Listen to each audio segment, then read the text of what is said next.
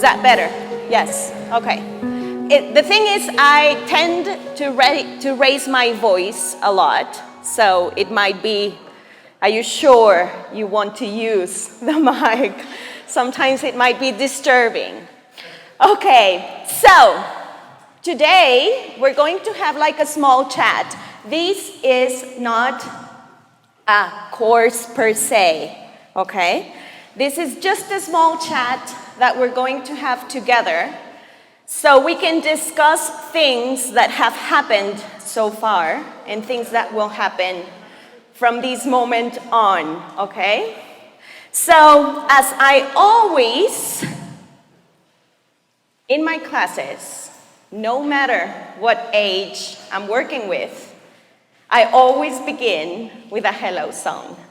And I hope this one is one that you really, really like. Let me tell you the story about this song. I have been a teacher trainer for over, I'm not even counting now.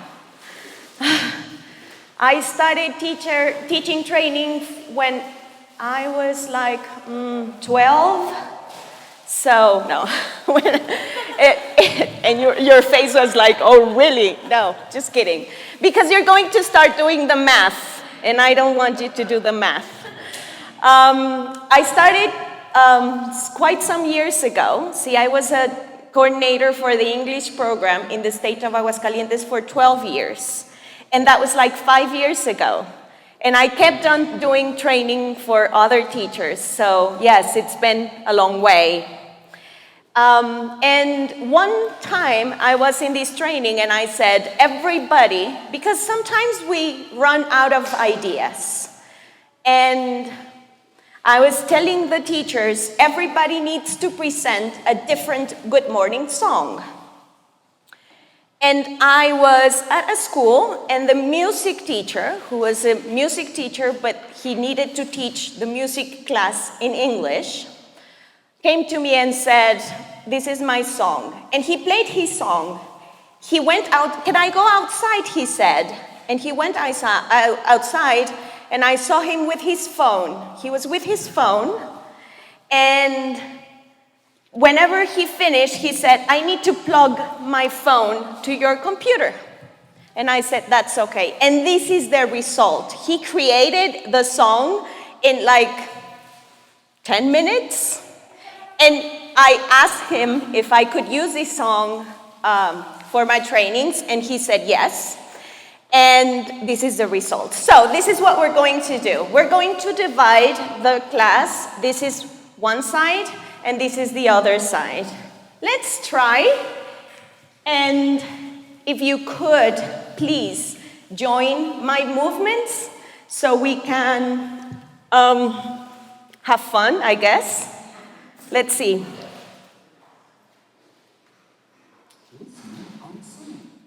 No, not that one. This one.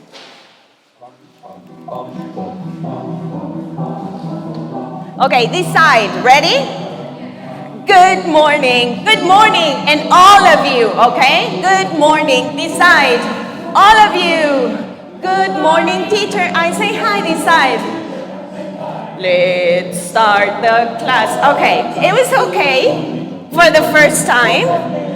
It's okay for the first time, okay? The first time, I just needed you to get the feeling of the song. Good morning, all of you, go like this. Good morning, and then you answer. Good morning, and all of us go, good morning. And then, good morning, and all of us, good morning. And everybody goes, good morning, teacher, I say hi. And then this side goes, good morning, teacher, I say hi. And then you answer, good morning, teacher, I say hi. And everybody goes with your deepest tone of voice. Let's start the class, both hands, okay? Got it? Okay, let's try. I mean, you could stand up if you wanted to. I don't want to push you, but if you want to, you could stand up. Let's start it. Ready? Good morning, good morning, good morning, good morning, good morning, good morning. Good morning, teacher. I say hi, good morning. Let's start the class. Another shot. Good morning, good morning, good morning, good morning, good morning. Good morning, teacher. I say, let's start the class. Let's start the class. Let's start the class.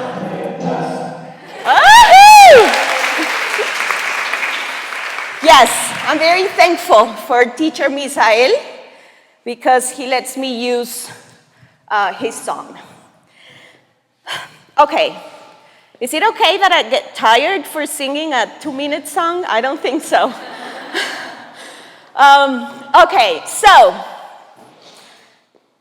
I don't want to spend too much time on this that I'm going to say, but I don't want it to be like if it didn't happen.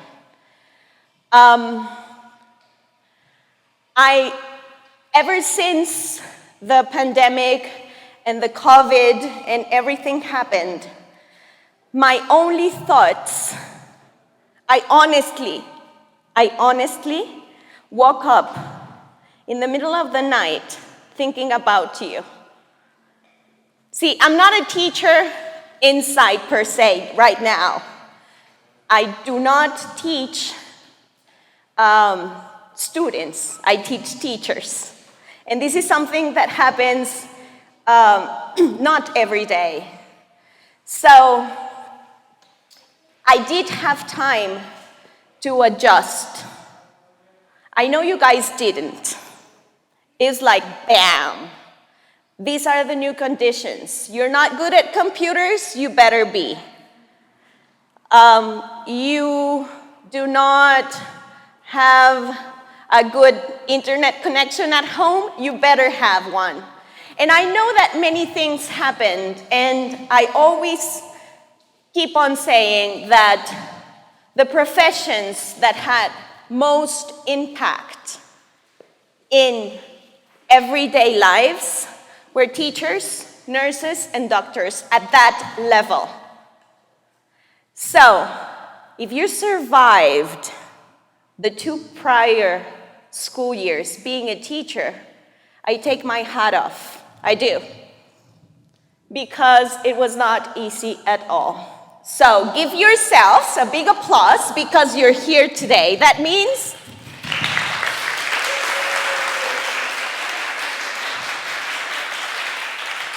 without your initiative, without your perseverance, and your innovative spirit, because I know you recreated yourselves, the pandemic would have been a far greater disaster for your students. Because we still know that we have challenges still coming today. And those challenges are probably in terms of emotional health. I was reading a post the other day that really caught my attention. It is a very hard decision to make for some families. For some families, it's like, take them, please. Take my kids. But for some other families, it's a very difficult decision to make. If they stay home, you put on risk their emotional health. And if you send them to school, you put in risk their physical health. So it is a very challenging decision to make. See, I didn't want to take too much on this because I don't want it to be like the topic, but it is important that you know that I know what you've been through. I know that you have recreated yourselves. I know that you have discovered things within yourselves that you didn't know existed. And you are more patient now, that you are more resilient now, and that you have more empathy for your students today than what you had before the pandemic. So take my hat off because of that. Let's play a little game because I do want to get to know you a little bit. Everybody, well, I'll tell you mine first, but I need you to start thinking about 2 truths and 1 lie about you, okay? About you, about your life in teaching, about experiences that you've had, and the rest of the class needs to guess what the lie is, okay? So, for me, I want to tell you 2 truths and 1 lie is, let's see which one you think it's a lie. I have trained over 10,000 teachers so far in my life. It's not that I'm old, okay? The thing is, I started very, very young. See, I've been in the world. I'll tell you a little bit more about my story because I think it's important that we learn to connect the dots. But yes, I've trained over 10,000 teachers so far. I did not want to become a teacher. I didn't want to be a teacher. I refused to be a teacher. And I have traveled to South America to train English teachers. 2 truths and 1 lie. Make your guesses. Anybody? I think the 3rd is a lie. The 3rd one. I have traveled to South America to train. You do too. Okay, who agrees that the 3rd one is the lie? Okay, well, mujeres y hombres de poca fe. A different country. Let's see. Okay, I have trained over 10,000 teachers. Raise your hand if you think this is a lie. No? Wow. High expectations. I didn't want to become a teacher. Who thinks this is a lie? Well, no, it's true. I didn't want to be a teacher. I'll tell you about my story. I didn't want to be a teacher. And I have traveled to Panama to train English teachers in their public schools. I have had the chance to be there, only for a short period of time, but it was a great experience to see how their schools work and the necessities that they have. And let me tell you, there's not a lot of difference between what we have in the public system than what they have in the public system. So, yes. And I have not trained over 10,000 teachers. I wish, but I think, I don't have an exact number, but I think I've trained over 4,000 teachers so far, okay? So, yes and no, big number, but no.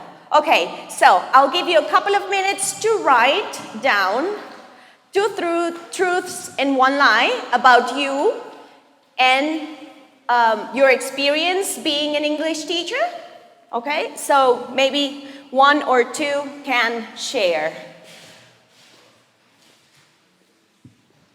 What did I ever do with my coffee? Okay, I'm going to begin right here. Your name? Maria. Maria is going to read her 3 sentences.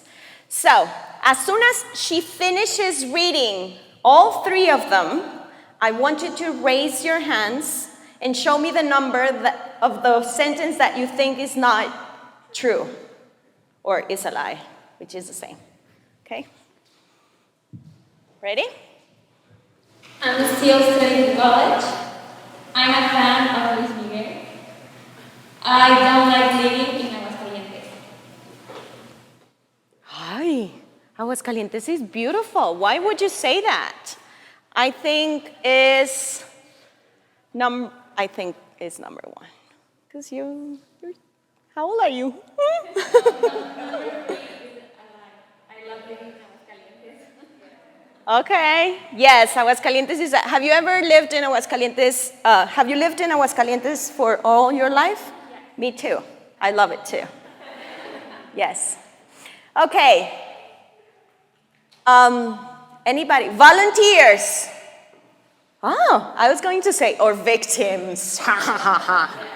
No, volunteers. Good. Okay. I have taught English for 11 years. I don't like teaching older adults, and I've always wanted to be a teacher. 3. See?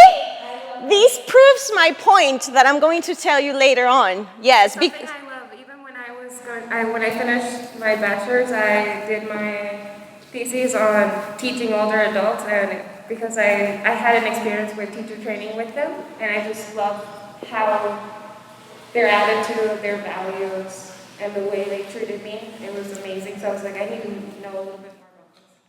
There's something I hate about adults when it comes to teaching English. They don't have brain plasticity. And it is a little bit more complicated for them, me, to learn another language. Yeah. Oh, good. Good that you say something. We will talk about motivation. We will talk about brain plasticity. These are topics that we're going to address later on. I think it's time for me to change this wipe. Anybody else? Volunteers or victims? There you go. Thank you. Good morning, everyone. Good morning. One day, I swam 3,500 meters in 1 hour. Wow. I didn't used to be scared of English language, and Miss Valeria was my English teacher. Can I see your face? No. Oh. Damn. Yes, Andrea. Ah! Andrea, it's so good to. Oh, and I know that you swim, and I know. Oh, okay. You got your answers? I've got my answer. Correct, number 2. But who was your best teacher ever? Miss Valeria. Hey! See, I was her teacher when she was in secondary school. It's not that. See, I started very young. It's not that I'm old. I keep on saying I started very young because how long ago was it that you were in secondary? You don't remember? It was like, what, no, more than 10, I would say. So I was probably 13 when I was teaching students age 12. No, I was very, very, very young when I started. So, yes, it's great to see you. It is. Wow, you never know. See? You better be nice to everybody. Okay. Anybody else? Volunteers? Oh, see. Do you want me to change this one? Is it okay? Okay. Hi everyone, I'm Alex. I'm vegetarian. I live in Canada and I was Miss Valeria's student. Yes. No, come on, everybody. Miss Valeria, aparte, con toda confianza. Oh, I remember you. Can I see your face, Alex? Alex! Oh, my baby, I know. See, this makes me feel like super old. And I blush. Well, yes, I've come a long way, and I'll tell you about my way. Thank you, Alex. It's very good to see you. Were you? I don't want to be mean, or I don't want to be intrusive, but now that you are saying that I was your teacher, I think I have the right to ask this question. Were you in the same generation? Were you? No, you were higher in like an above generation? Yeah, with Kiko? Or you don't know? Okay. We'll talk in the break. Let's hope we have a break. I don't think so, but, or at the end, maybe. Or at the end. Okay. Thank you so much, Alex. Anybody else who would like to share anything? Yes. It's so hard to see faces when you only see eyes. Because I just recognized you. I hadn't recognized you. And you have glasses, yes. You were my student. No. Ah.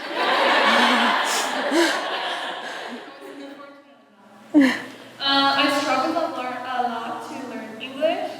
I worked at the city's international airport, and I chose this career as a hatch. Oh. Okay, ready? Everybody show your fingers. Fingers up. Okay. Which one is? The first one, which is, can you build on it? Can you build on it? I actually was fortunate enough to learn English very young and on my own. Wow. So this is why I chose the career as a hatch, because it's my thing. It's always been my thing. Wow. Wow, that's very, very nice. Thank you. See, oh, and don't even get me started on how we learn, because there's so much to say. See, I think that if we are fortunate enough to be back, we can go deep inside in these topics that are very, very interesting. Because you were very lucky, as you said, and that is pretty much out of luck. But there are students who have different ways of learning, and the way that we've been teaching English might not be fair.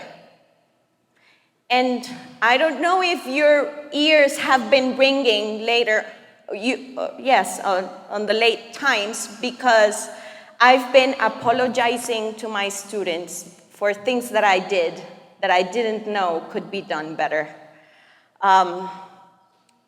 I really thank you that you still see me as a good teacher, but I think there are many things that I could have done better if I had known things that I know now. And see, sometimes we take away opportunities for our students to learn because they don't have certain abilities. It is for example, and I know that some of you can empathize with this statement. You have no good memory, therefore you are not very good at English. If you do not have good visual memory, it is very likely that you will not succeed in English. Hasta que le terques, solo si le terqueas, y le terqueas, y le terqueas, y te cuesta trabajo, pero ahí estás, y ahí estás.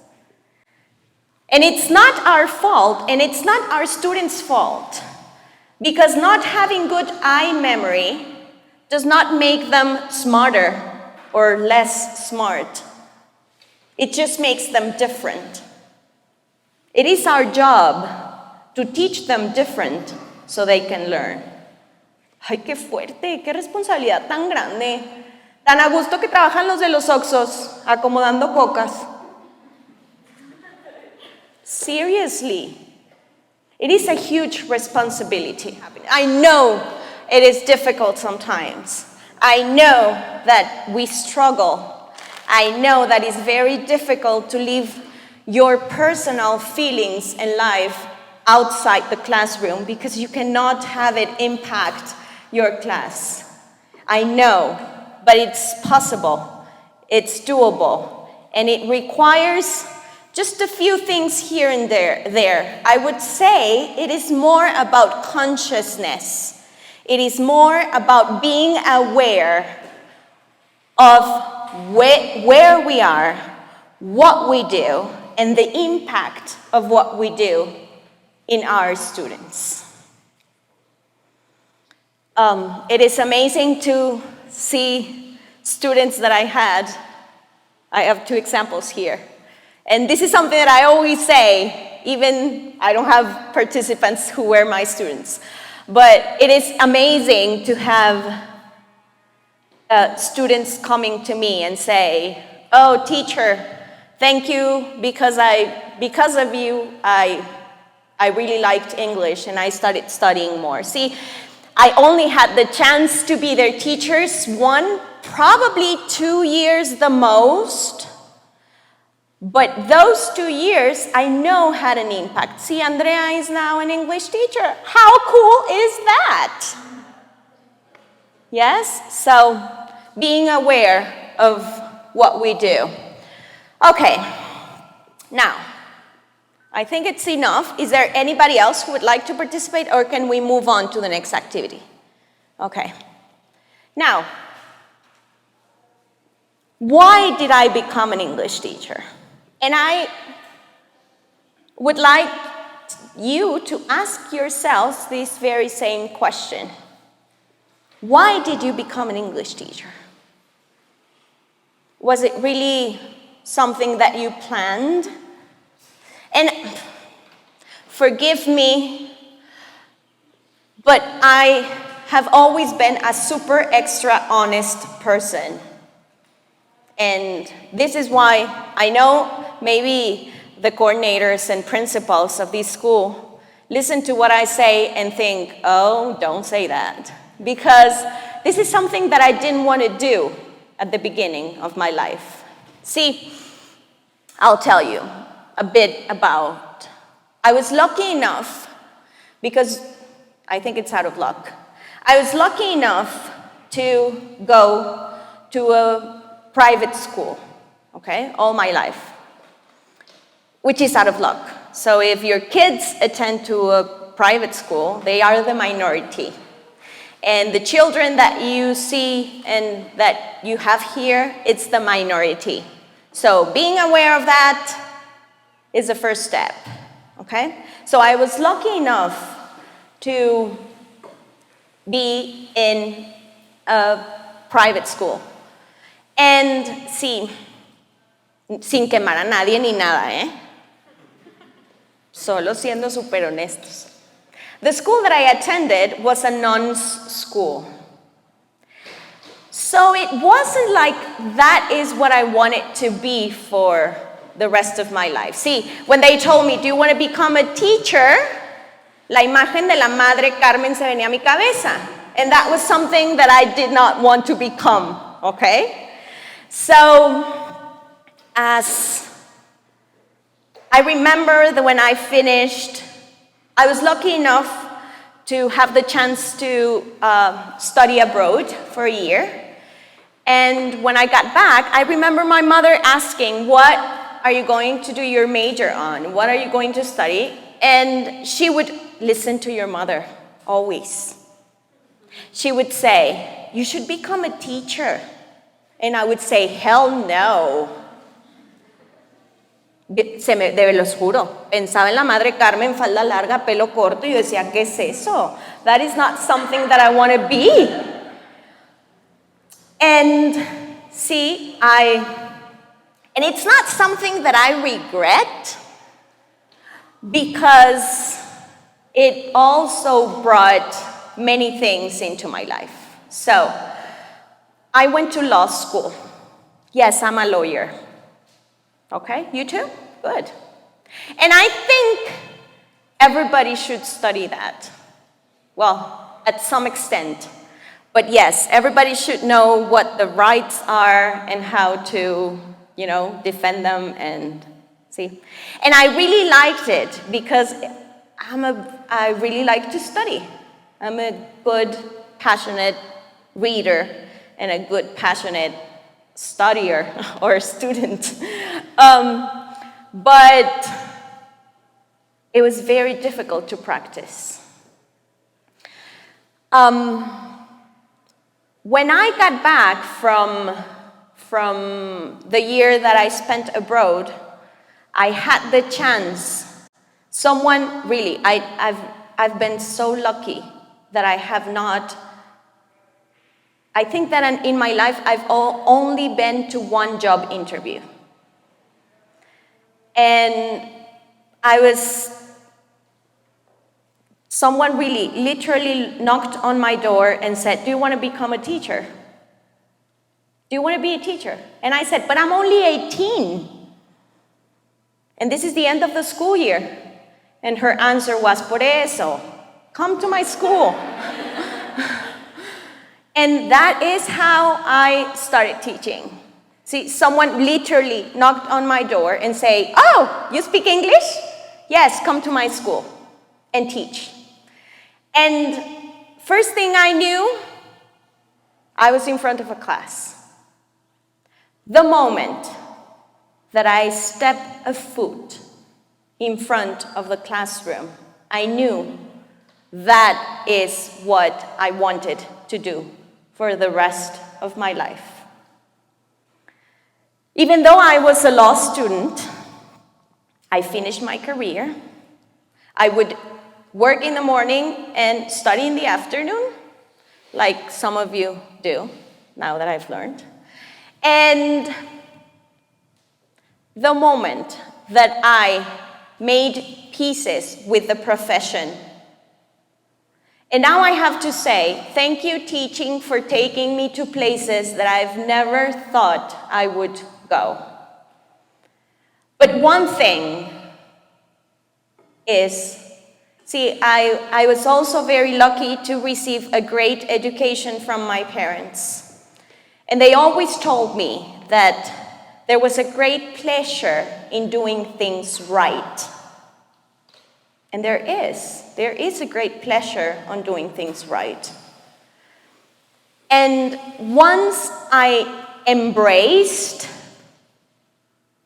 myself as an English teacher, because I'm sorry, teaching, but I didn't see it as something that would be part of my life. See, I would see myself, I don't know, like always with a suitcase, in high heels. Now I wear tennis shoes and a backpack.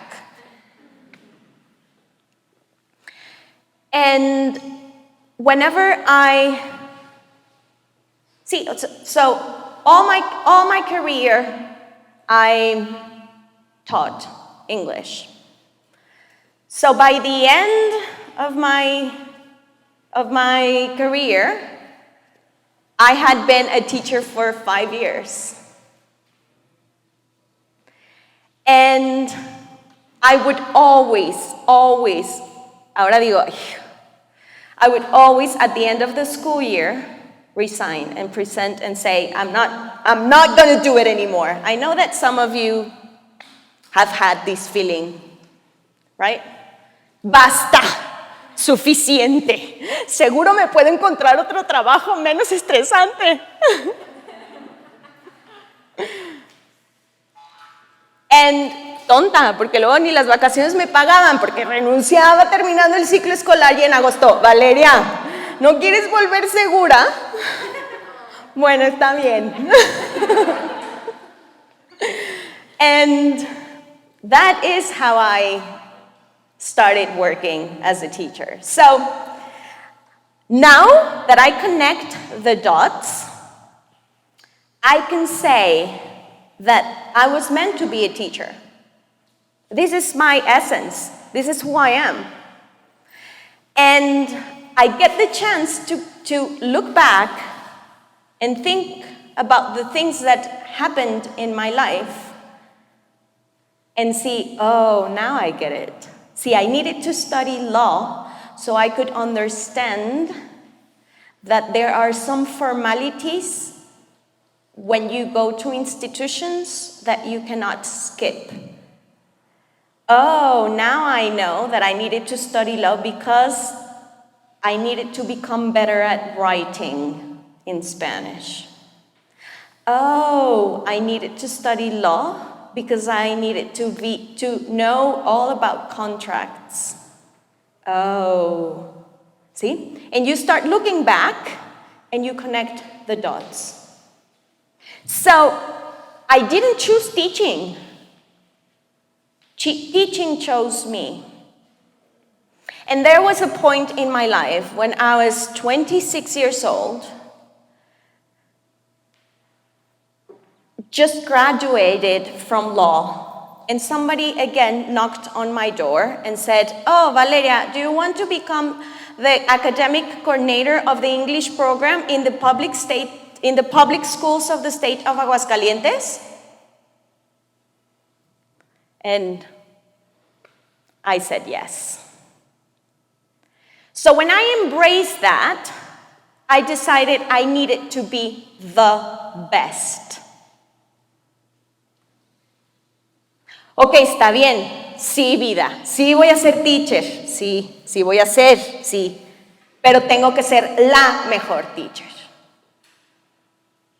And that is not just standing in front of a classroom and, sí, trata de ser la mejor, ¿ok? Yo aquí te echo porras, sé la mejor, sé la mejor, sé la... It's not all about that. It's about studying. It's about trying. It's about reinventing yourselves. It's about setting goals. And yes, I was the academic coordinator for 12 years. And now this is what I do. See, I train teachers here and there. I've trained teachers in many states in Mexico. I have traveled to South America. And it has been an amazing journey. So, if you think about yourselves, there are many stories like mine. Now it's not so common as it was 20 years ago when I started teaching, but it is still common. See, you know English? Oh, come teach. And this is something that I think is very important that we keep in mind. So teaching is not a profession, it's a mission. You are touching lives, not touching objects or numbers or something else that can be rearranged or repaired. You're touching lives and you're touching souls, and you can make a difference in your students' lives. Let me tell you something. See, when I was a teacher, when I started, I was not who I am right now. I did not have the strategies that I have right now. See, I loved it, and I tried, and I invented things, and I was young and energetic, and I would dance and jump and sing and do many things. And I remember I had a partially deaf student in my class. It was my first year as a teacher.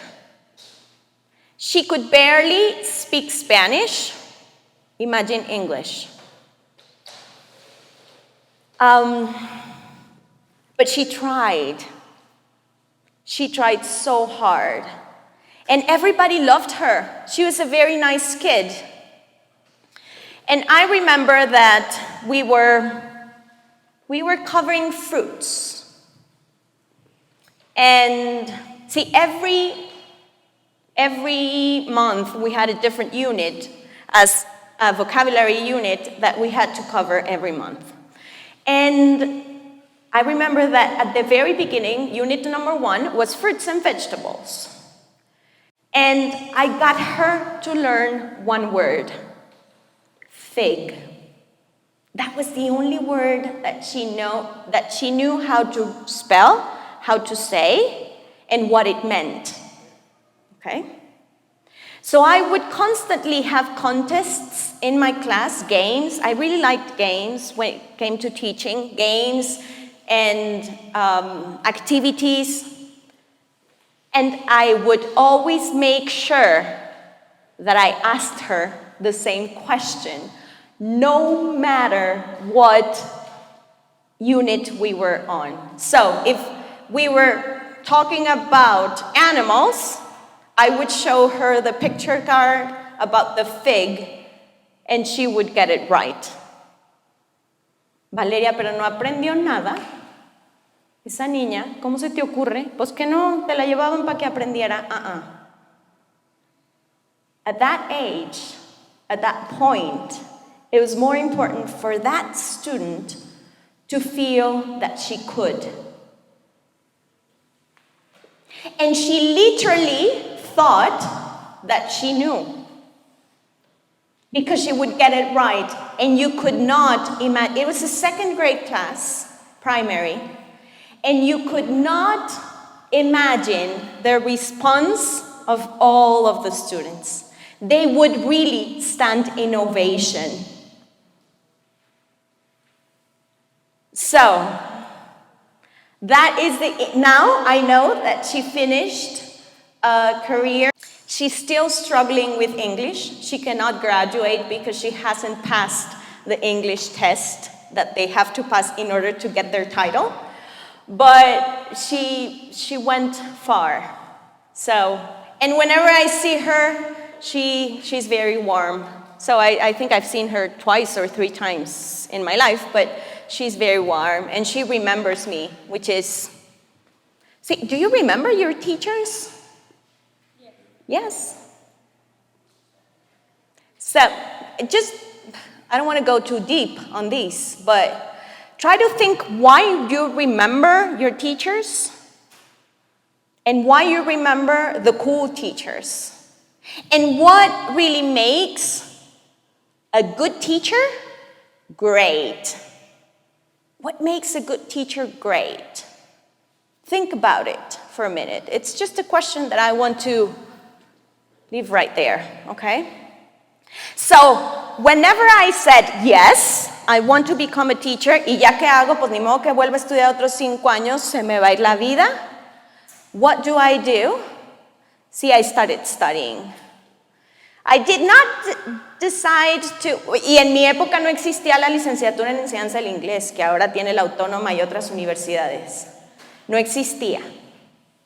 Era o estudias pedagogía, perdón que vaya back and forth from English and Spanish, or either you study pedagogy or you would study, ¿qué más? Asesoría psicopedagógica, ¿qué más? Licenciada en educación, creo. Things like that. But there was not a licenciatura en enseñanza del inglés. So what I did is first I started with diploma courses. Everywhere I saw a diploma course, I would enroll on teaching to young children. Every time someone said there's going to be a talk like this, informal talk, viene una publishing company to give a talk about their new materials, and I would always be there. They would invite me, I would go. I was always looking for places to learn more. I would read a lot. And then one day I decided to study my master's in education at Tec de Monterrey, which don't try to do if you are pregnant and just having your baby boy. Nightmare. So, and later on, I took all the Cambridge certifications there are, okay? Now, why? Why is that important? Why is it so popular right now? Y tienes el TKT. Y tienes el IELTS y el ICELT.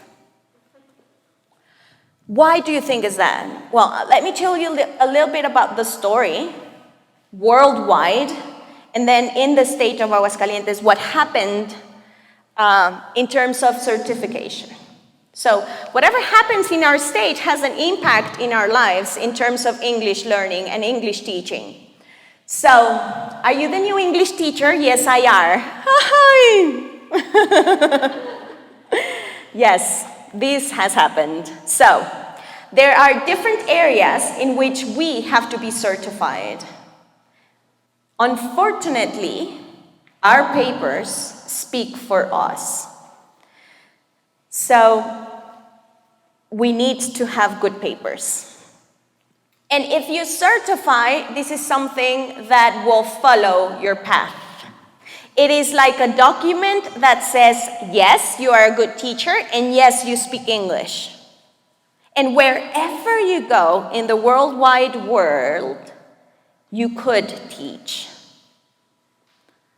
It's not that I'm saying that it is not important to have a bachelor's degree or to have a licenciatura or even a master's degree, but this paper is the same all over the world. So it is important to have those. Cambridge University, long time ago, started testing on English only. Why? Because we needed a standard, and some institutions needed to prove that their students could do things. So in order to prove, it's like saying, mis alumnos sí aprenden inglés, y no lo digo yo, lo dice Cambridge. ¡Tarán! Okay. Porque yo puedo decir, mis alumnos sí aprenden inglés. Sí. Y no lo digo yo, lo dicen ellos. Pero so what, no? Lo dice Cambridge. So, Cambridge started proving English or testing English. But then they saw a small gap and said, what about the teachers? And they started testing teaching abilities. Because, you know what? My story is not unique. There are thousands of stories.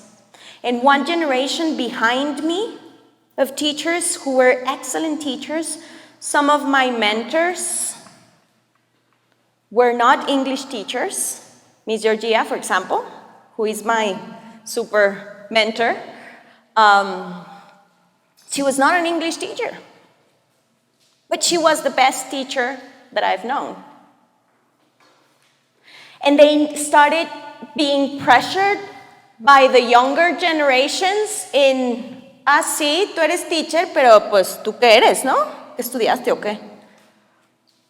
So the only way that teachers in service for over 10 years, the chance that they had to prove that they could be teachers was through these certifications. So, if you ever get the chance, don't see it as, I know they're expensive, I know it's a lot of work, I know we have to study, I know it's nerve-wracking, I know all of that, I've been there. But these papers will talk of who you are, and they will be accepted worldwide.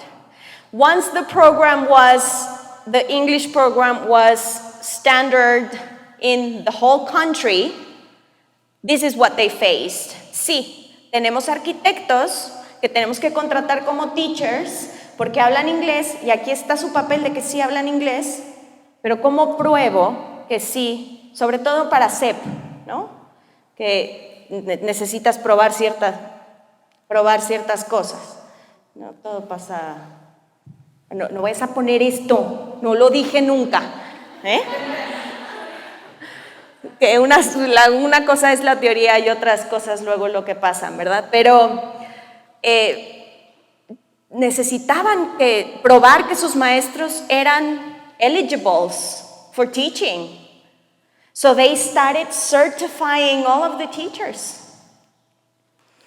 Y si somos una institución educativa que queremos destacar, ahora la mayoría de los profesores de inglés en el ámbito público tienen 3 TKTs. Bueno, cuando yo estaba ahí, ahorita no sé, pero cuando yo estaba ahí en la coordinación académica, un gran porcentaje de mis teachers, más del 70% de mis teachers tenían las tres TKT 1, 2 and 3. No nos podemos quedar atrás. So don't be afraid of certifications.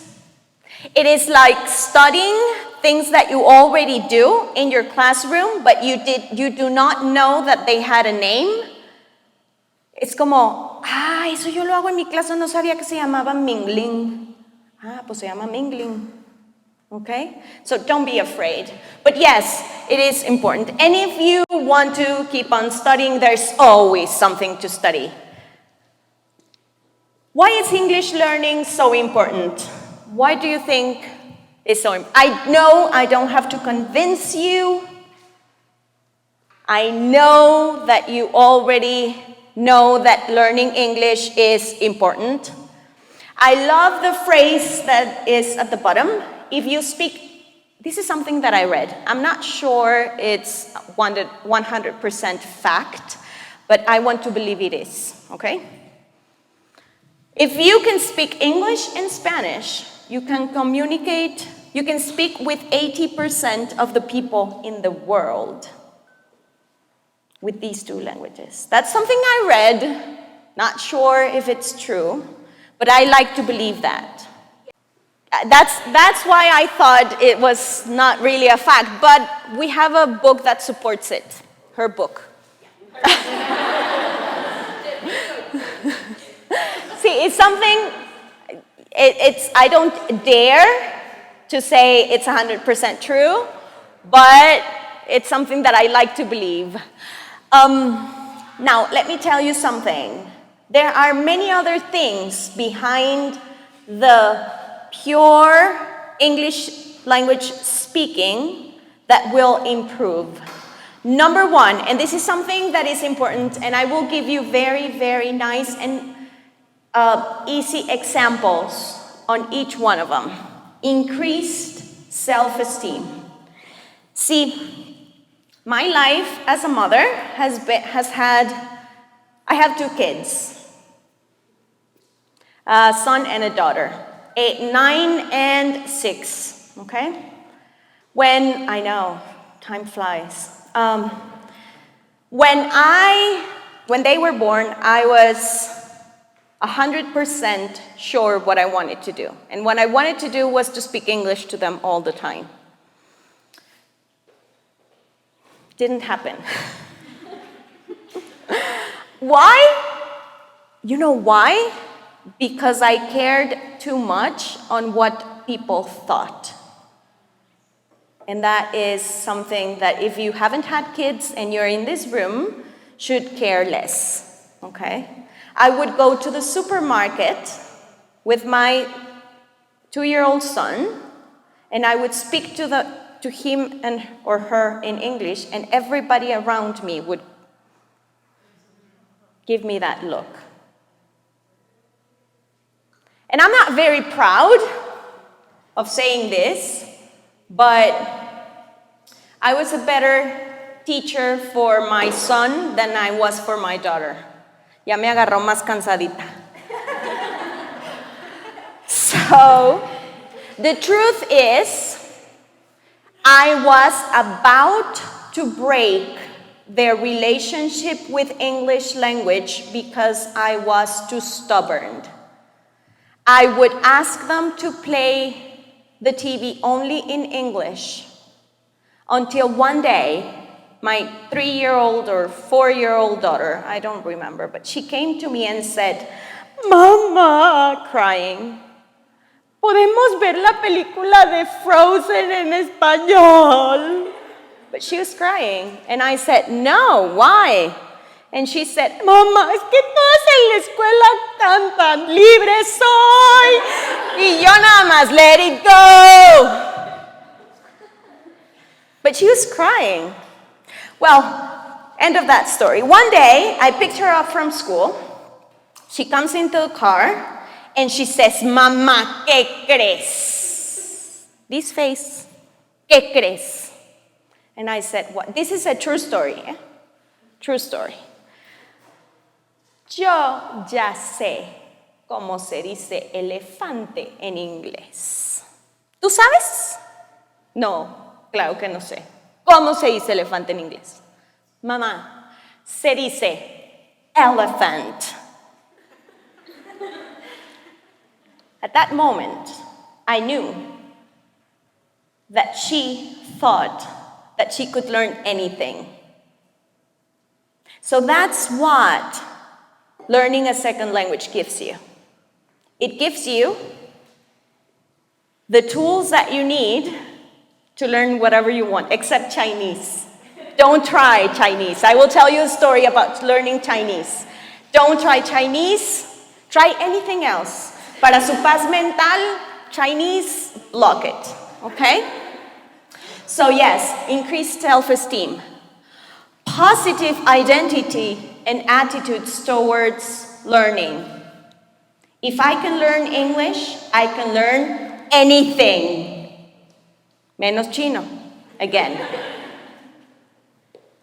Third one, increased problem solving. And I have to look at my notes here because there is something very important that I want to say about this. When you teach English, you do not only teach a language. You teach higher order thinking skills. Have you ever heard this concept? Higher order thinking skills. Analyzing, critical thinking, and your students will be able to see things from a different point of view if they know. And you can see it in your lives, I bet. If you are bilingual, you're able to see things from a different point of view. Have you ever thought that you have a different personality in Spanish and in English? I do. In Spanish, soy súper ceremoniosa, sí. And in English, woohoo, I even sing. Yes. So you have flexibility. Your brain develops more connections, and this is when I talk about plasticity. At very young, this is why we have been eager on teaching languages when children are very, very young. Raise your hand if you teach kindergarten. You teach kinder? Okay. Raise your hand if you teach primaries. Okay. Secondary. I'm sorry. No kidding. I was a secondary teacher for over 8 years, and I loved it. It kept me young and alive. I wish I could teach secondary right now so I could know what's going on in the world. Because they teach you what's going on in the world. So, when you teach very young children, our brain has the ability, and this is proved, this is not something that I'm just saying, this is something that has been proved. Our brain is capable of learning 8 different languages at the same time with no interference. Yes, there will be some consequences. And the consequences are that the silent period, there are some periods in the process of learning a language, okay?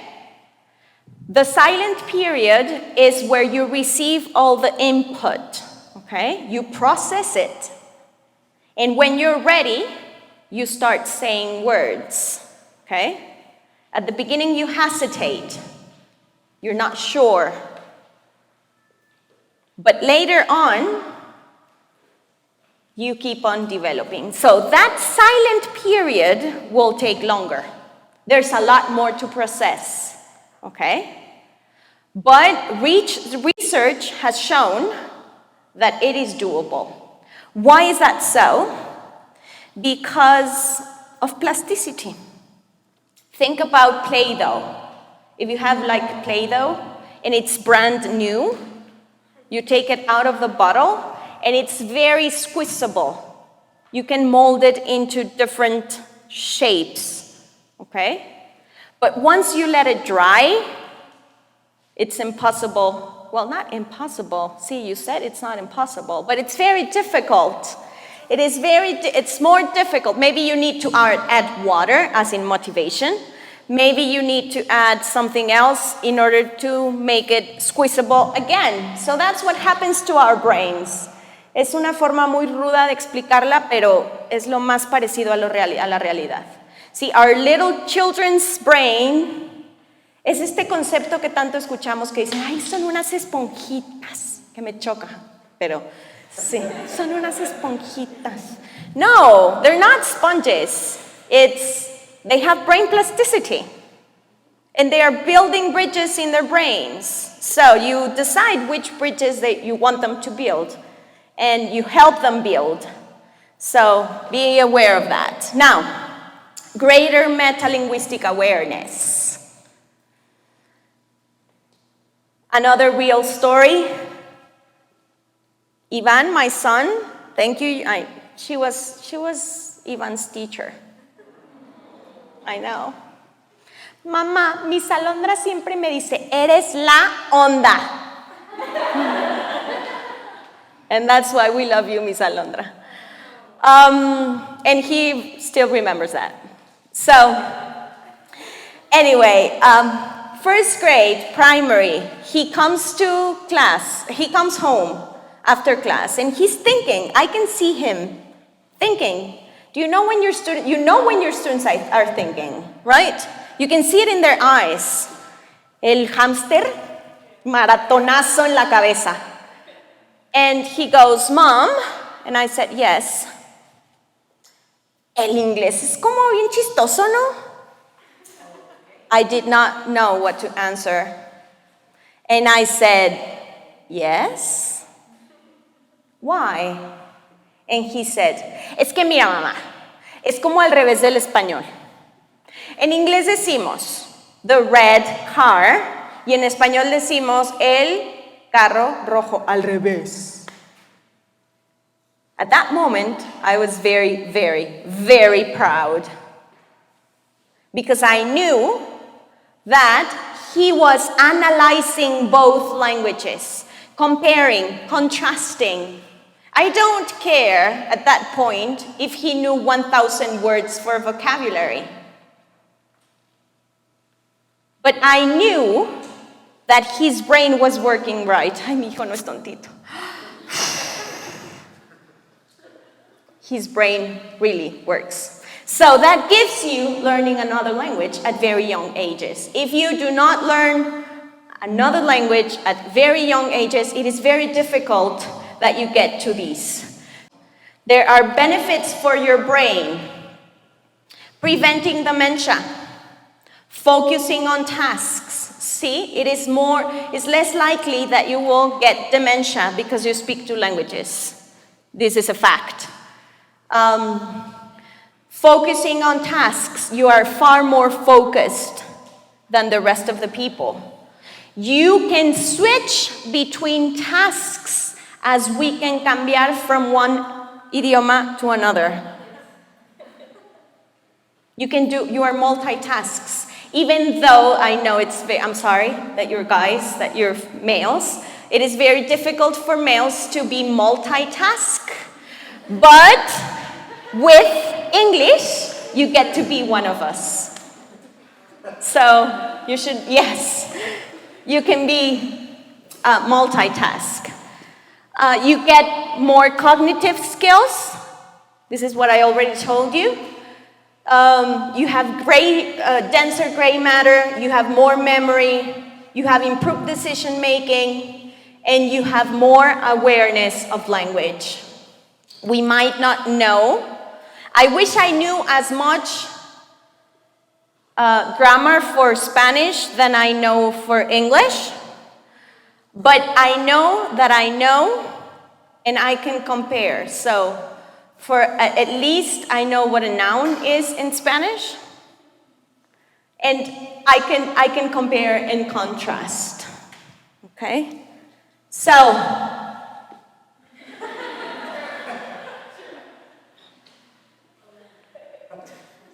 Valeria, tú sí me representas. Is that so?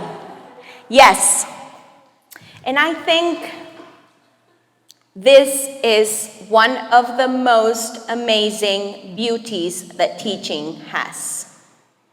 There's no other job in the world where you can stop, analyze, self-assess, and reinvent yourself. There is no other job. There's no time in industries. But here, you can stop. And you can think about the things that you did and that you did right. And the things that you want to try again. And the attitude that you want to come into the classroom.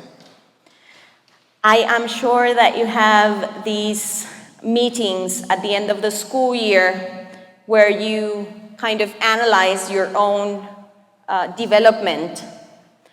But sometimes it's difficult to do it with your boss. I mean, you're not going to sit in front of your boss and say, see, sometimes I was in a bad mood and I didn't do good on this and I didn't do good on that. But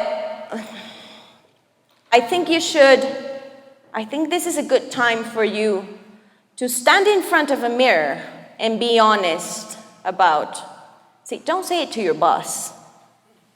Think about it for yourself and see what things you can do better and what areas you can improve. I know that it is challenging. I don't like the word difficult because difficult is similar to impossible. I like challenging because it challenges us. And for those of you who are in kindergarten, it's great to see that you're young because it's very demanding, physically demanding. And you need to have different activities all the time, and you need to approach all of your students, and you need to have everybody within the activity, and you need to have many strategies in order to get them all. And you will have the student who is sitting in their table just doing nothing. And it's hard. And the learning approaches are more noticeable at young ages. Because, for example, bueno, pues también como querían las monjas que fuera yo maestra si me amarraban a la silla, literal. Con los cinturones del uniforme me amarraban a la silla, claro. Because I would move too much. But I needed to be physically moving in order to learn. And they didn't understand that. So when I was a teacher, do you remember Gil Medrano? Was he around you in your generation, Gil Medrano? No. Okay, I don't even know how old he is, but I remember that he could not sit. He could not. And I said, okay, that's okay with me, as long as you do not disturb the rest of the class. So if you're going to be moving, I need you to be moving at the back of the class. And we had some bookshelves, kind of like this, but a little bit higher. And that is going to be your desk, okay? So if you need to write anything, you go into the bookshelf and then you write. And so he did. See? Now, today, he just had 5 fractures on one leg because he was skydiving and he had an accident skydiving. That's what he does. He ties ropes from one mountain to the other and he walks on them just for fun. See? So how can you expect someone like that to be sitting 5, 6 hours in a classroom. And when they are very young, they do not regulate themselves and they don't care. But as they grow older, teachers regulate them or regulate us, and we learn to behave. And we learn to be sitting even when we need to be standing. So if you have, well, I bet everybody has them. See, we have students who learn better by listening. You all know that. We have students who've learned better by looking, visual learners. And we have students who learn better by doing, touching, moving, dancing, physical activities. So, if you do have those, please give them a chance to move in your classrooms. Ay, sí, Valeria, pero es que mira, es bien difícil. Luego si los empiezo, ¿quién los sienta? I know. But there are strategies. We will talk about some strategies right now. Well, having said everything about the end of the school year, I know that is how we feel. Y como yo, sé que muchos quieren renunciar at the end of the school year. But here we are with new expectations. I know this is going to be different. Are you going to begin with regular classes or hybrid system or hybrid? So it is, I know, I get you. So the same this is just a question just to know what you're facing. The same teacher who is teaching in the classroom will be in Zoom. That's difficult. But it's necessary. It's necessary because there are families that we need to respect their decisions. I know this restrains you because you have to be in front of the camera all the time, but also you have many students, but you can do it. I mean, you've done it, you will do it, and I think that you will have more children in class than remote, right? And I think, this is just something that I think, that the number of children in classes will increase as the school year goes by. So, yes, it is a pain to be in front of a class with a face mask. It is. But this is what we have. And I know your students will come not just like the owl on the left side, but super more excited. I can see it in my kids. They are so excited to come back to school. So take that in your favor, okay? And meet their expectations as in keeping that motivation up. We will talk about motivation. We will talk about many other things. So, what makes an amazing teacher?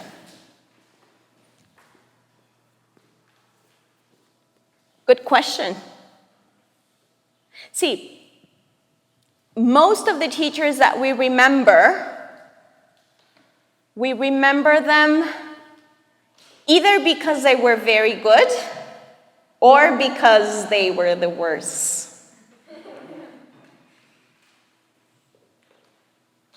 Profesor Emilio, I still think about you. Hidrógeno, litio, sodio, potasio, rubidio, cesio, francio, berilio, magnesio, calcio, estroncio, bario, radio, boro, aluminio, galio, indio, talio, silicio, germanio, estaño y plomo, flúor, cloro, bromo, yodo, astato. Me sé de memoria la tabla periódica de elementos. Pero, fíjense nada más qué tontería tan grande. No me pregunten cuáles son, ¿qué? ¿En qué se dividen? ¿Cuáles son gases y cuáles son líquidos y cuáles se pueden mezclar con cuáles y para qué sirven y cómo se conectan y cómo van. No me pregunten. El maestro quería que nos las supiéramos de memoria. And that is not fair. That is not fair for your students. How many times in our lives of teachers, me estudian por favor la lista de los verbos para mañana, y la lista tiene 200. Y les preguntan 10. Maestra, se lo juro que me preguntó los 10 que no me sabía. Todos los demás sí me los sabía. Pregúntemelos. Pues ni modo, mala suerte. Estudia mejor para la próxima vez. That is not fair. There are two ways. I'm not saying that I don't like memorizing. I mean, there are two types of memory. There's memorizing for just memorizing, just like hidrógeno líquido de potasio. Porque en todos los exámenes estuvo la tabla periódica de elementos, segundo de secundaria. Y aquí está ocupando espacio en mi disco duro. Y no sirve de nada, de absolutamente nada. And how many times have we had our students become English parrots? Let me tell you a story. This is a true story, promise.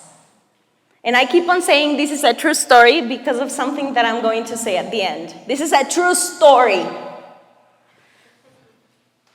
I was the academic coordinator of the English program, and at the beginning we had a group of teachers who were ready to cover for teachers who got sick or got pregnant and needed to go home, who were on leave, okay? Pregnancy leave or any other. And they were ready, they would come and cover the class.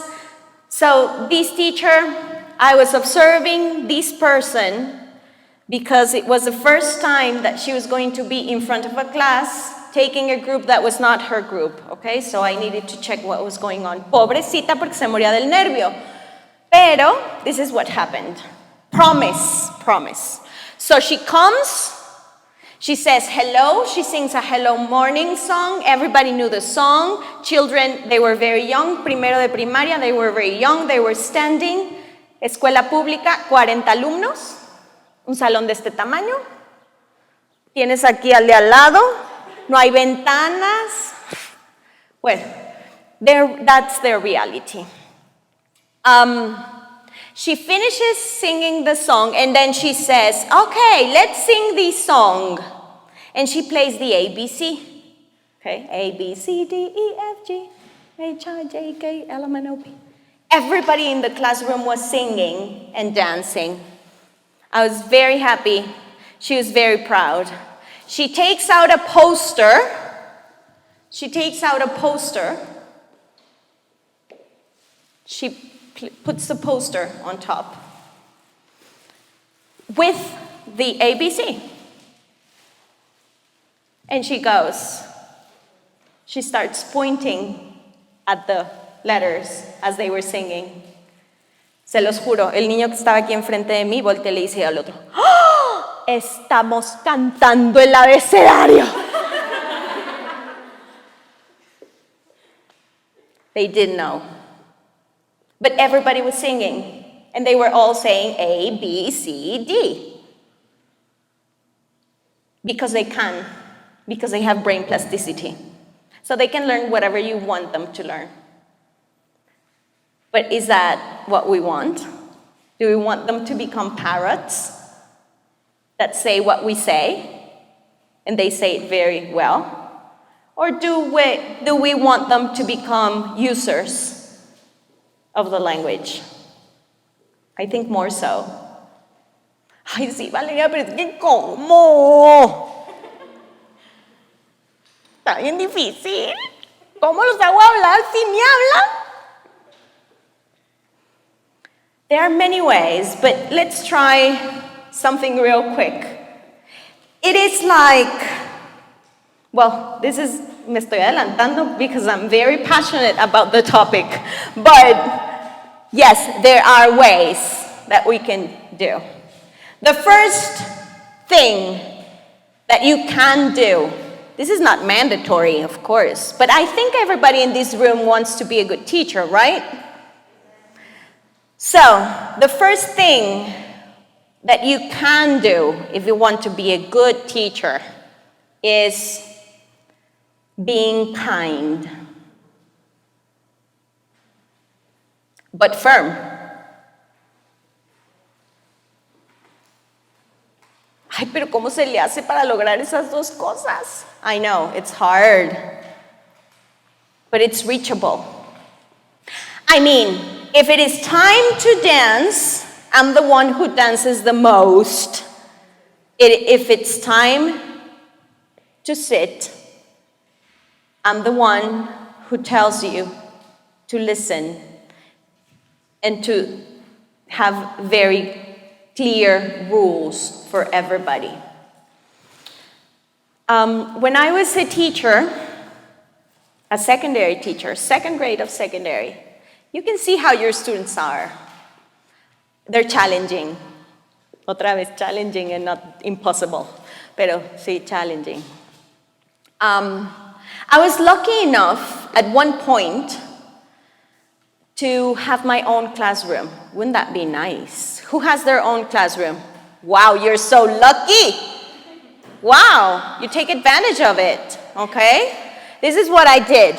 So, at the beginning of the year, at the beginning of the school year, see, I would have bookshelves where I had material, especially this, I'm talking for you.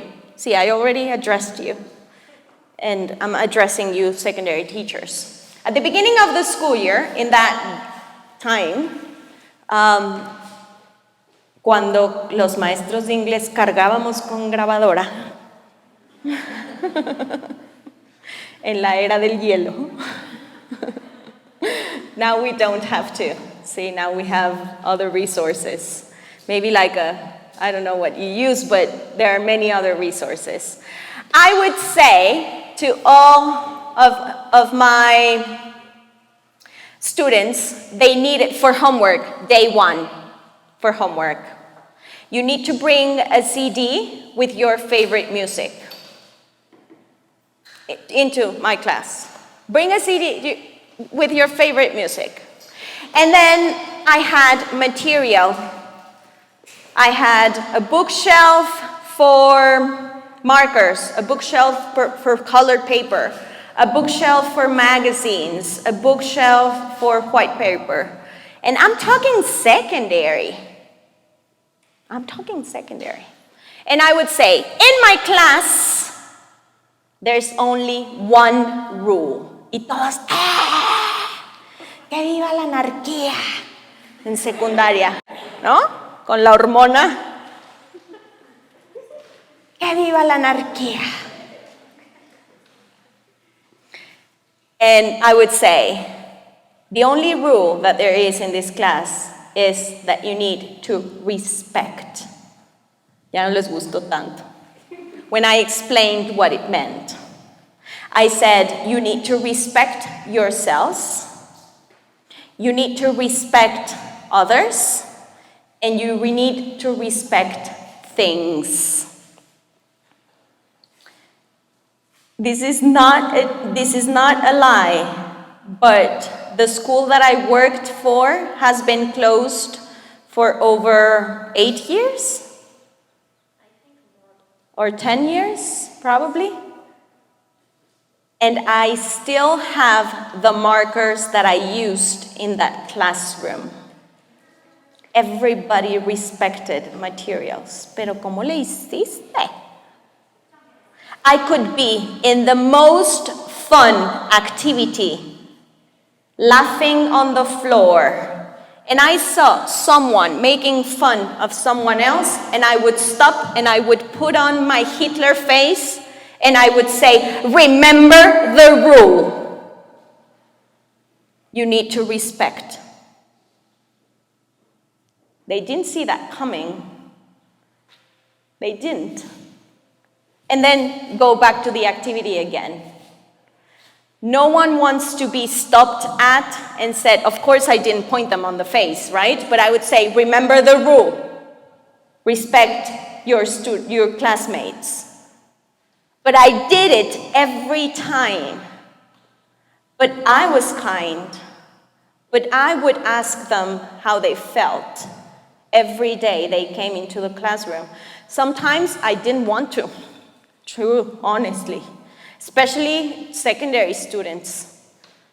Especially because they would tell me all about their lives and it was too much to carry sometimes. And I'm not a psychologist. I'm not. I'm just an English teacher who wants to be nice. But it's part of our job because we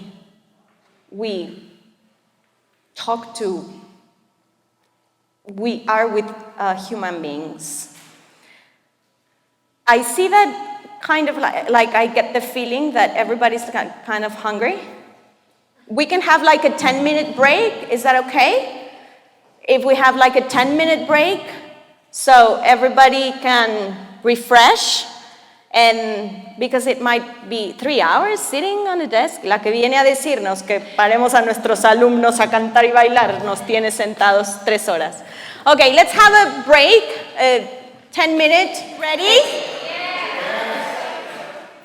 There was this teacher that I used to observe. See, imagine that my job as a coordinator was, among other things, to observe teachers. So I had the chance to see a lot. To see a lot of very good and a lot of very bad. Okay?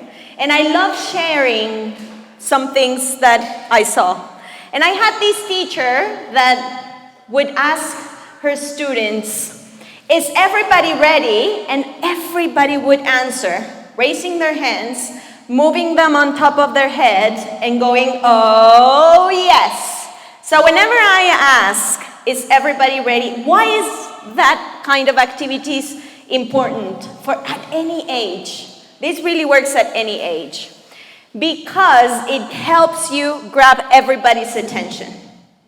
You have everybody doing the same thing at the same time, responding to something that you have prompted, okay? So whenever I say, is everybody ready? I need you to go, oh yes. Ready? Is everybody ready? Oh yes. Very good, and it works great. Okay, so as we were saying, it is very important that we're kind. I was watching the other day, see, I love TED Talks. Do you watch TED Talks? Have you ever watched any TED Talk related to education? They're very good. So if you have the opportunity to do so, you should. I was watching a TED Talk about a teacher who had been a teacher for many years, and he conducted a research.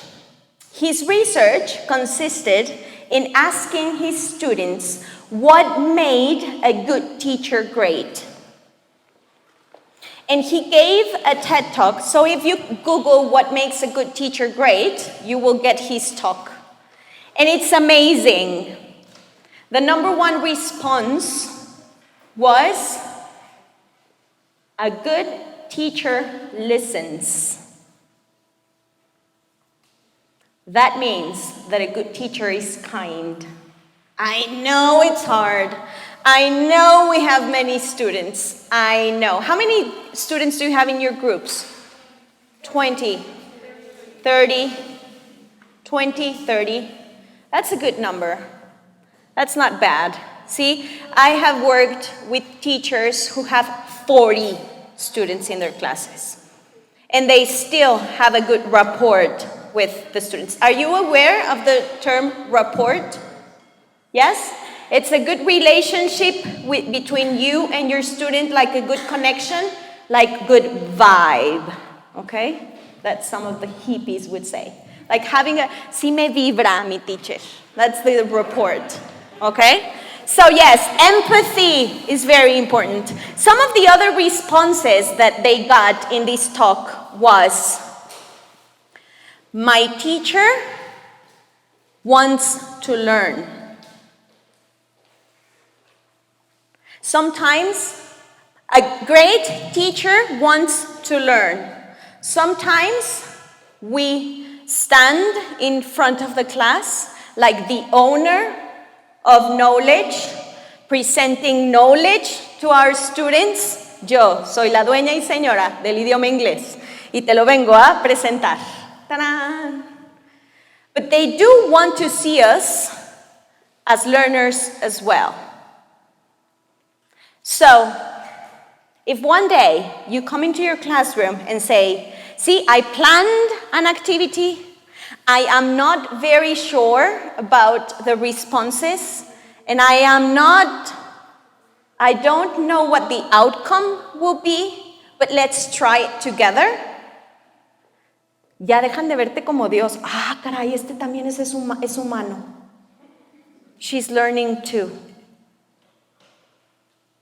So respect is very close to empathy, is very close to kindness. So I know it's hard. See, I had this Diego. ¿Quién tiene alumnos que se llamen Diego? No offense. No offense. I don't know what it is with Diegos. I don't know. But yes, I had this student. He was, I was going to say something bad, but he was challenging. And at the end of the school year, I remember his mom coming to me and saying, I have no words to thank you because Diego did not want to come to school anymore, and because of you, he wanted to come to school. I still get the goosebumps. Because of you, because of your class, he wanted to come to school. Second grader. He is 7 years old. He is so smart, but he was such a pain also. But I had empathy, porque las monjas me amarraban en la silla. So I had empathy, and I tried, and I did. I don't know how I did it, because it was the first year that I was a teacher. If you ask me today, I would say, yes, I had this technique and this technique and this technique, but it came natural. So that's why I keep on saying, teaching chose me. I didn't get to choose. So it is a very wide concept, but being firm. Don't promise something that you cannot do.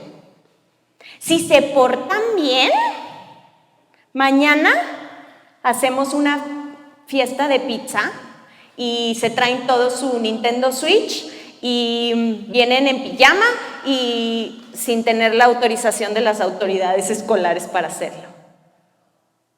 Si se portan bien, mañana salen 10 minutos antes al recreo, something that you cannot do. But it's not that way all the time. It's the other way around also. O sea, no solo para castigos o para decir sí, consecuencias, sino también to praise them. Les prometo que mañana les traigo un dulce. Sí, esto, y lo hacen, y no traes el dulce, estás fuera de su vida. No volverán a creer en ti jamás. It's like that. Okay? So be firm. Whatever you do, so watch your mouths. Because sometimes in front of the class we tend to say things. So watch your mouths. Okay, now motivation. Motivation is so very important. There are two kinds of motivations. There is the intrinsic motivation and the extrinsic motivation. I know that some of you have already heard this concept. The intrinsic motivation is the one that comes within yourselves. I read books for the pleasure of reading. Yes? I don't read books because someone will give me a better job if I read this book and I get this knowledge. No, I read books because I like learning, I like reading, I like novels.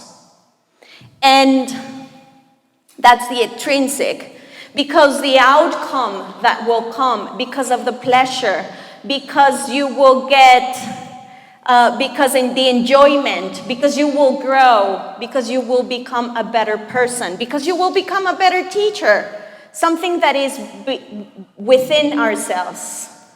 That is the intrinsic motivation. See?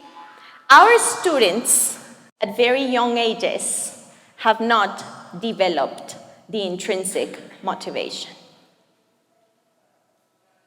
Especially kindergarten. Probably by secondary, they are starting to. Not quite yet. They are starting to develop, and probably high school, more or less. Primary, also extrinsic. Does this ring a bell? Miss, ¿cómo lo estoy haciendo? Miss, ¿está bien? Miss, ¿está bonito? Miss, ¿cómo me quedó la letra? Miss, ¿ya viste? Miss, why? Because they need to be praised constantly. Because they need to be motivated constantly. And then there is the extrinsic motivation. The motivation that comes from outside.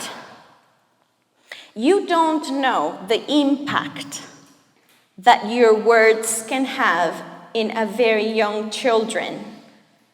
They do care so much of what either their caretaker, the mother, or the father has to think about them. And we never think about that. True story. Ivan, primero de primaria, first grade. My husband loves football. At home, we eat breakfast, lunch, and dinner with football. I mean, we don't have the TV on all the time, but it's just a saying. He loves soccer all the time, soccer on, okay? And of course, el primogénito, heredero del trono y el linaje masculino, tiene que jugar fútbol. So here we come, first day, entrenamiento, first day. Of course, it's a family ceremony. Everybody was there. We were there and we sat on the benches and we would see him running, okay? He knew that it was important for his father that he did it right and that he liked it and that he was a good soccer player. Because he saw, I mean, we never told him, but he saw how much his father liked it. And this is what we would get. There was the ball, and he was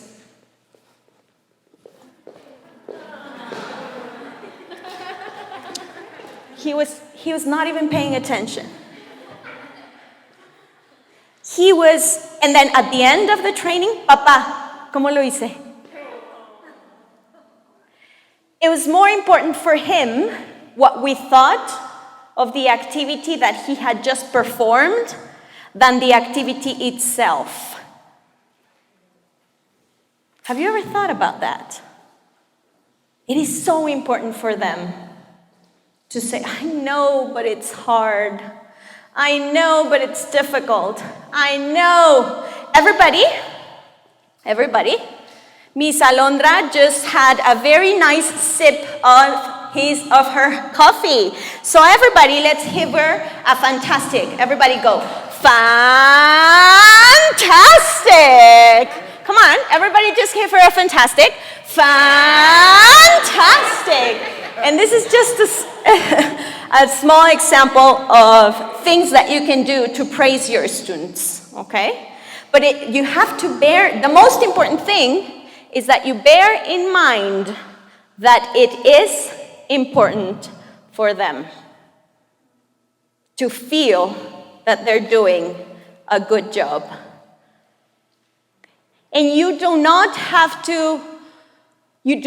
need to apply the most complex assessment, chart, checklist, or whatever thing that you want to notice that your students are trying, okay? Do you remember the story about the deaf girl? It has to be with motivation. She would come to class every day feeling that she could do it because she was highly motivated. But there is something about motivation that we also need to bear in mind. Even when the motivation at the early years comes extrinsically, we need to push our students into the intrinsic motivation. You will not get praising all the time in your life. That is not the real world. Even though it's important at early ages, we need to push them towards the extrinsic motivation. How do we do that? Wow, Ivan, you did a great job comparing English to Spanish. When Ivan came to me and said, my son came to me and said, the blue car, wow, Iván, hiciste un gran trabajo comparando inglés y español. ¿Cómo se sintió eso? Fantastic! It did feel fantastic, but now he's being aware on how learning feels. And if we do things right, they will move into the intrinsic motivation. No me acuerdo en mi mente dónde están cada lado, but into the intrinsic motivation. So at the beginning, we stand here, and we want them to move here. Now, there's something else. Let me see if that goes here. Oh, yes. I need to tell you an experience that I had, even though time's running. But when I was the academic coordinator, I was pushed into learning Chinese. So this is not something that I had planned, but I said, if I can speak English, bring it on. Let me tell you about the conditions that were behind the learning Chinese. It was a 4-month course, 5 hours a day, every day, because we pretended to start a pilot program for a school in which we needed to teach children basic words for Chinese, for them to have all the positive things that being multilingual, and see what happened. Of course, we didn't want them to become fluent in Chinese. That is impossible. But we wanted to do that. See, so what we did is, I was the academic coordinator. I chose 10 teachers, and I invited them to the project. Teachers said yes. No sé por qué. I would have said no, but teachers said yes. 10 teachers came to me. We came to Tec de Monterrey every day for 5 hours for 4 months. My anxiety levels were to the roof. I was so pressured. And I remember that, see, I was their coordinator. Teachers looked up to me. And I needed to be able to perform in Chinese. And I couldn't. I remember that I didn't want to go to the bathroom in 5 hours because I didn't want to ask. Lao sure. Ya ni sé cómo se dice. But I didn't want to ask porque Lao sure, ¿puedo ir al baño? In Chinese. I didn't want to ask. I'm not proud. I'm not proud. No, I'm not. But I'm telling you this experience to explain that high levels of anxiety will lead to no learning whatsoever. Never, ever in the life of a student. If someone is pointed at when they are participating, if someone is laughed at when they're saying something, they will not want to participate and they will never easily learn. So bear this in mind. Yes, of course, I was extrinsically motivated. Digo, no me iban a subir el sueldo, pero it was part of my job. And I had everybody investing so much time and money in this project. So I was extrinsically motivated. But I couldn't because of anxiety. And I had so much pressure. So, and Chinese is complicated. It is super complicated. It has 5 different accents. So, one word, for example, ma, means totally different than ma, ma. So it has 5 different accents. It's so difficult. So yes, motivation is a key. Now, give your students the right amount of input. You know what input is? Input is the amount of language that you provide to your students in a semi-close to real life situation that you recreate in your classroom, okay? So you should always give your student the famous I+. Eso significa that if your students have A level of English, the level of English that I need to use for them to walk into the next step is A+. And so on, okay? But I cannot say to a kindergarten very complex sentences. So if you are a kindergarten teacher, you need to keep it super simple, okay? So, for example, if you hear the sound s, if you hear the sound s, go like this. If you don't hear the sound s, go like this. Listen. Sun.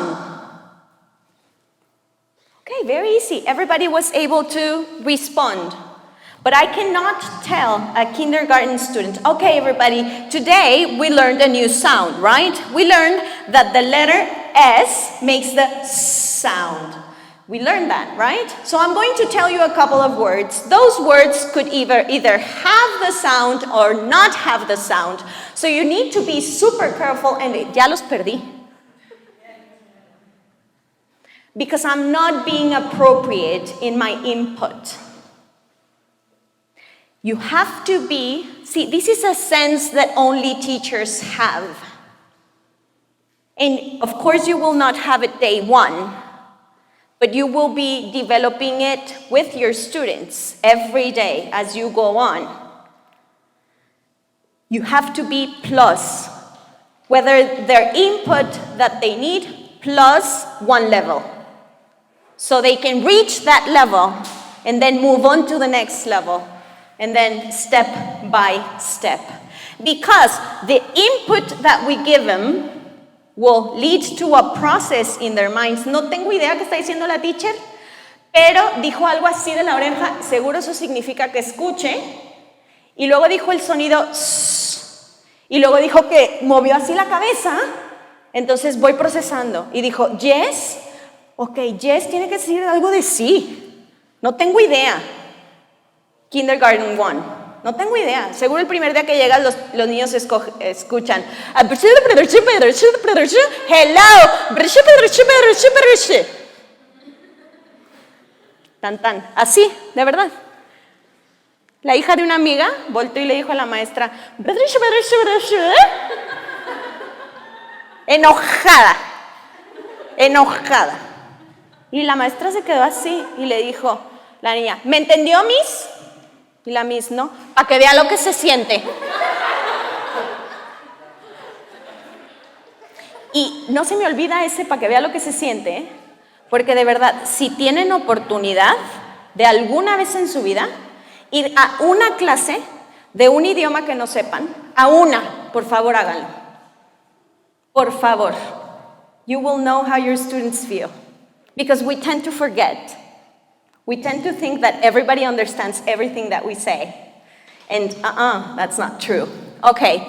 After they process in their minds the input that we'll give them is when they will come to outputs. So, there is a continuous process within our students of that silent period that we talked about earlier. In mother tongue, the silent period is just one, okay? But when learning a different language, we constantly have this process. And it's very short. The silent period is cuando caen los 20s. Okay? Now, you need to understand that there is speed involved, that there is range, that there is clarity, that there is register, and that there is style. We need to remember that we have to teach standard English. And have you noticed how I consciously pronounce my T's? I am very conscious about my T's. I keep on saying letter.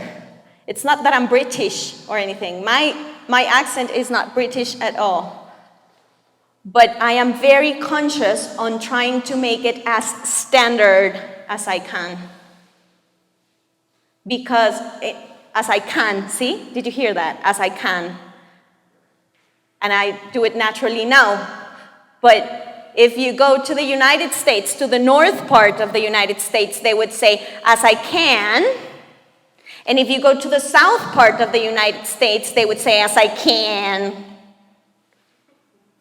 And if you go to New York, it's more likely that you would hear a can, very with nose.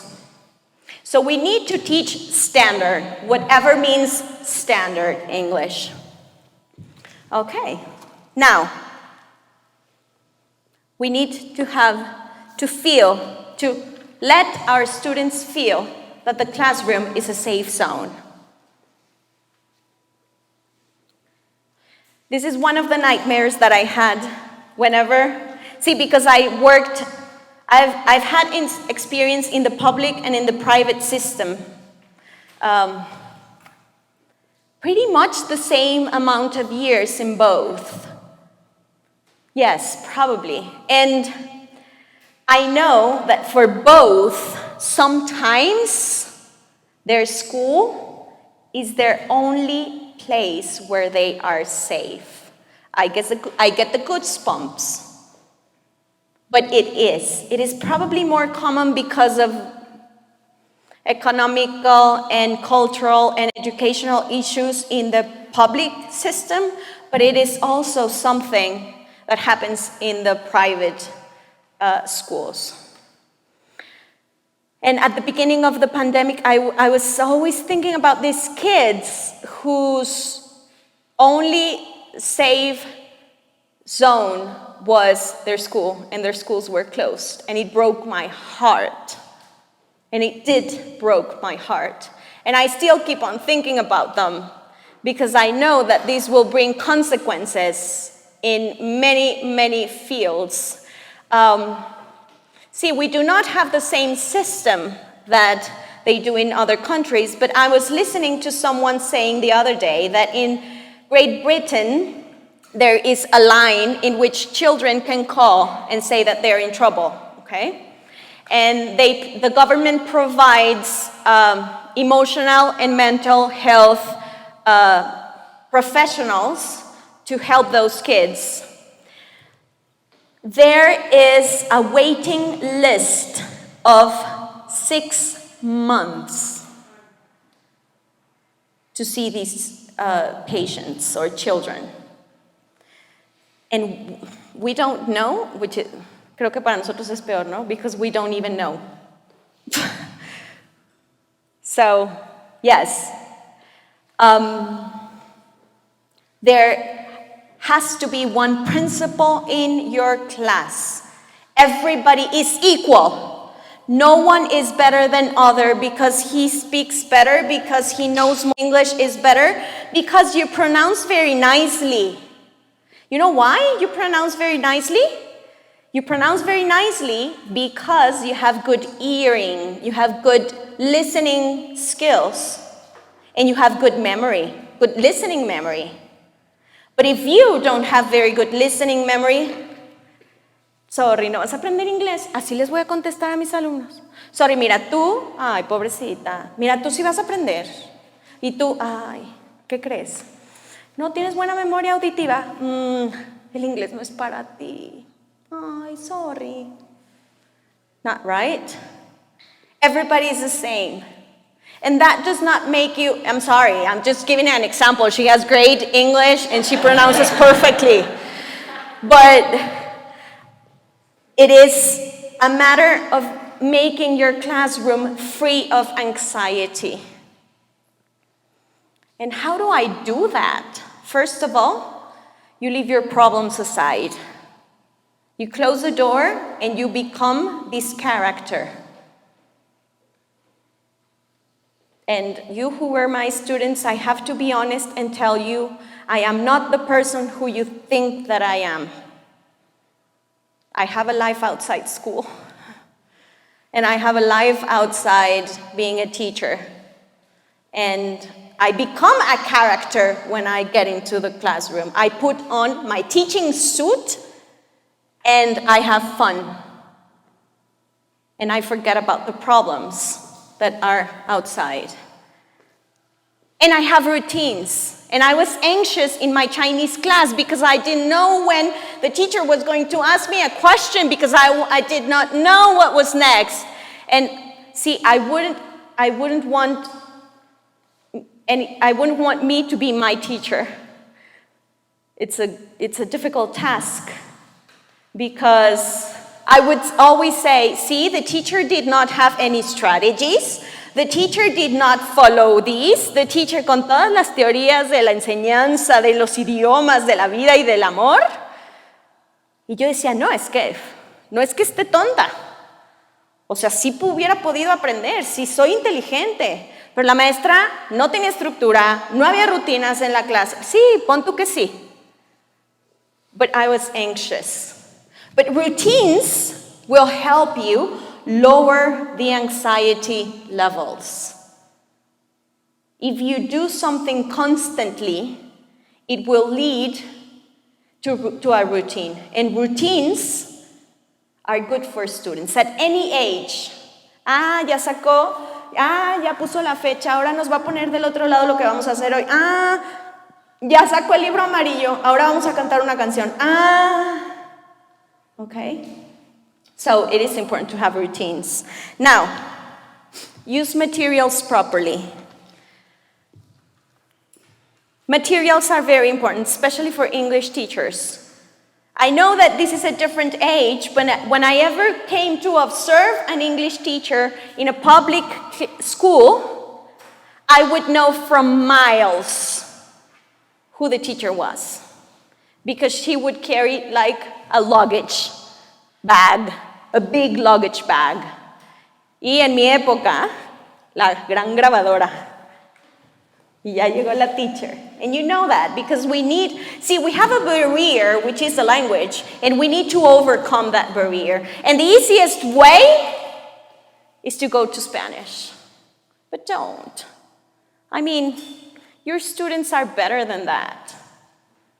You can use Realia, you can use TPR, you can use drawings, do you know what other response to this tech talk that I was talking about is what makes a good teacher great? And students would answer, a great teacher sings and dances. So, feel free, see? Music is amazing. You will get great results if you add music because it's simple material. I like to keep it super simple. See, for my classes, it's not, well, in my ages, it was very expensive to print in color. Super expensive. Now it's not so much. And now you have screens and you can project images. In my time, But don't forget, yes, technology is great, but don't forget that your students need to touch things. So what I did sometimes with vocabulary is I would give them a sheet of paper, a white sheet of paper, and I would assign a word for everybody. And I would say, for homework, I need you to make a drawing or cut out something from a magazine and paste to describe this word. That is cheap, you're involving your students, and they will have a relationship with the new language. So, and I have seen teachers using the most expensive material ever, not meaningful. Como decía mi abuelita, mi abuelita siempre decía, es que lo que importa es la percha, mija. Así en los materials. Lo que importa es la percha del English teacher. El material es irrelevant. Puede funcionar igual un calcetín con un hoyo en la nariz y lo haces un puppet, que un puppet carísimo de París de 500,000 pesos. Okay? So, make a meaning out of your materials. And don't forget to use them other than technology. I know technology is great, but yes, we need to plan. And we need to plan. And I know it takes time. It does take time. And I know that you have to sit for hours and think about new activities, but think of it this way. It's your route that you will follow. But give yourselves a chance to say, this didn't work as I thought it was going to work. So that's why I say plan, prepare, perform, assess, and do it again. I think that your coordinator will not let me lie. She would probably prefer that you did a class again because it was not clear and you could see it in your students' eyes and teach it again because I don't think it was very clear and you get behind one day that if you pretend that it went well. Right? See? Okay, so be prepared, be prepared. And nowadays, your books, your teacher's editions are very nicely written. In my ages, you had to, like Mary Poppins, take everything out of a bag. Now you have so many tools. You have so many tools. Now, you have to assess your students. How would you know that you're doing a good job if you don't know? How do I assess my students? Well, Let's pretend that I want to teach you how to swim, okay? Okay, everybody, see, the water is 2 feet deep, okay? Whenever you get into the water, you have to put your hands like this, and then you have to move your legs, and then move one hand like this. Take a deep breath. Okay, now everybody jump into the pool. Yes? Will you be able to do it? Yo me hubiera ahogado. Mira, es que se nada así. Se nada así. Mira, las partes de la alberca se conforman por agua, cloro. Ahora haz un estudio, escribe un documento donde digas que cuánto cloro debe tener la alberca. Y ¿eso funcionaría para aprender a nadar? That is the same with language. You need to feel the sensation or the feeling of the language in your mouth. Ese sonido que no tenemos en español, how does it feel to make it? And you need to give your students the chance to practice it in your classroom. Porque saliendo de su classroom, there's no other chances of practicing it. Valeria, ¿pero cómo? You have to put them to practice in pairs. Sí, pero ¿quién los calla? Ustedes. How? This is a technique that I've used in classes like this, and I have had the chance to give big talks to 12,000 teachers at one time. And 1,200 teachers at one time, and I had them talk to each other. Okay, talk to each other, talk to each other, talk to each other, and you don't have to shout, stop! You just have to stand. And this is something that you need to practice to make it a routine. You have to train your students. Ya sé que se oye fatal, train your students como si fueran perritos. No, no son. But you have to train them into techniques. You have to train them into outcomes that you expect from them. And if you go like this in front of them, they know that everybody have to raise their hands and zip it. So if I go like this, come on. Pero Miss, ¿qué pasa si el de al lado sigue platicando? Tengo que decirle, Felipe, que te calles, que no ves que la maestra ya levantó la mano. Ah, no, Felipe no, Diego, ¿verdad? Diego, que te calles, que no viste que la maestra ya, la Miss ya levantó la mano. No, you don't have to do that. You just go, hey, Diego. And you show them. And it's amazing how it works. Okay? So, yes, give them the chance to practice their English. Eye contact. You need to monitor constantly to see how they're doing, to listen how they're saying things. Traffic light is a great way of doing things, and it works very well for young children, saying, okay, write a green circle in your organizador or libreta de tareas or whatever that you use if you think that you learned everything, that you understood everything that we talked about today.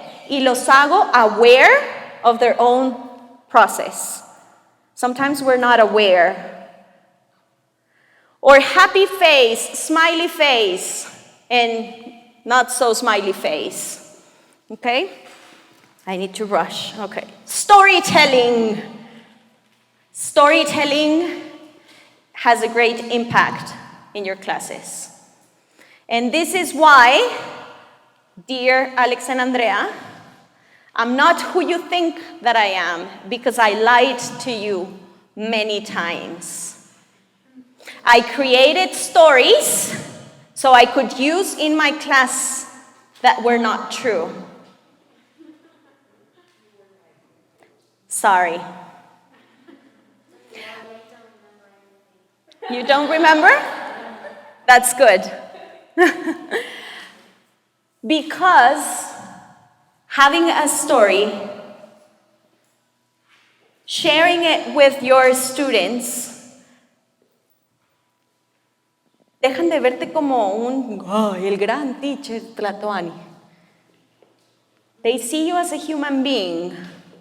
They have something to connect with you. And you can tell them whatever you want. True or lie. They will believe it. You can add drama into your classes. See, adding drama, role-playing, it's very, very important. I remember that my favorite lesson when I was a teacher was the future. Because I would come as, I don't know if it was in your ages, but I would come as an indie, characterized with a costume, with a veil on my face, and because I was teaching the future that day. En aquella época en que se enseñaba a través de la gramática, of course.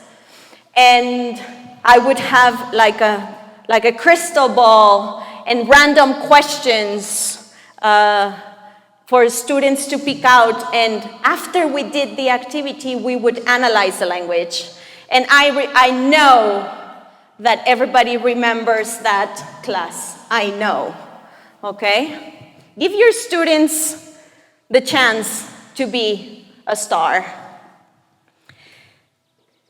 These things that I have shared with you today on how to be an amazing English teacher are things that I have, in my own experience, my personal experience, have shown that will lead to success. Okay, so I really, really hope that everybody in this room can now say, and I need you to parrot with me. ¿Se acuerdan lo que les dije que no se debería hacer al principio? Pues ahora sí. Okay? Now I can say, I am kind but firm. I motivate my students. I provide appropriate input. I establish routines. I use materials properly.